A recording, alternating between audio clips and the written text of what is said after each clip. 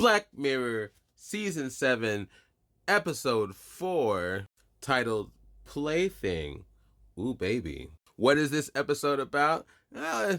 It feeds into the old AI panic pretty good. This is definitely an AI panic episode starring Peter Capaldi. Review over for all of you that just left. I love Peter Capaldi. You can put him in anything and I'll watch it. That's right. Oh, there he is. So if you remember, Black Mirror did an interactive Netflix special, a choose your own adventure called Bandersnatch. Well, they've brought back Colin Rittman, eccentric game developer. This time he has another game, or so it seems.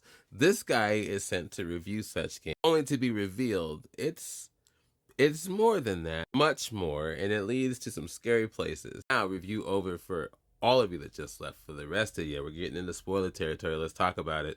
We're getting to the point now where AI is becoming, in some ways, more advanced than human beings. It can think faster, it can hold more information, it can collate and compare way faster than we can even imagine. Yeah, the creativity part's not quite there yet, but it's getting there. Not so much autonomy yet either, but still bits and pieces. I think a lot of people are perhaps nervous that AI might be taking more and more of their job and overall more control of our lives, right? One concept that I don't think is talked about enough, my wife's talked about this, and it's kind of funny that this show talks about this thing too. I'm not so worried about the AI itself.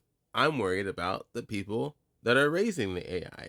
Who's teaching these new beings eventually what's right and wrong, how to interpret right and wrong, how to navigate a world of nuance and gray area, and just a whole heck of a lot of human error, right? This episode explores that.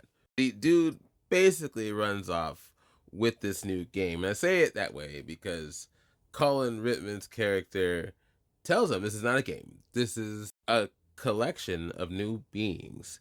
Think of it like a digital ant farm, but they keep growing in intelligence. What makes it more interesting is he finds a way to communicate with them. They're not communicating with him in English. And when he does communicate with them, you don't get an exact idea of what they're saying, but in essence, they want him to build.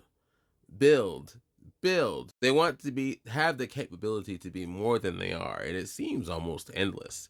To the point where you can tell that it's taken away from his own life. He has dedicated his whole being to these beings. In a way, a lot like how a mother would.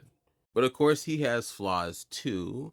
That, along with unforeseen circumstances, has the AI going down a path that is terrifying and mysterious all at the same time. Something beyond our understanding, which I think is another big fear that we have. Okay, now I'm getting into crazy mode. I'm just going to say whatever I feel like. So if you want to leave now, you don't want to hear any big spoilers, go for it. That cop should not have allowed him to do what he did. He was trying to.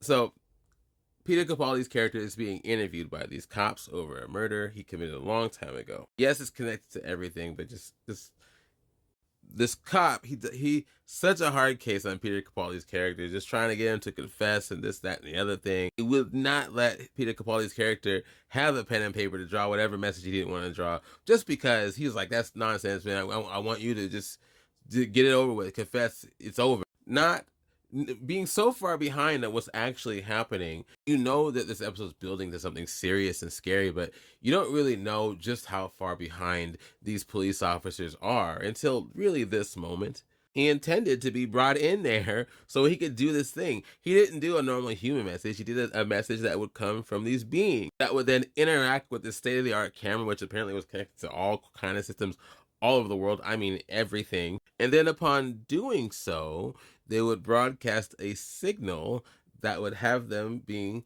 duplicated and downloaded into everybody's brain who can hear the signal instantly.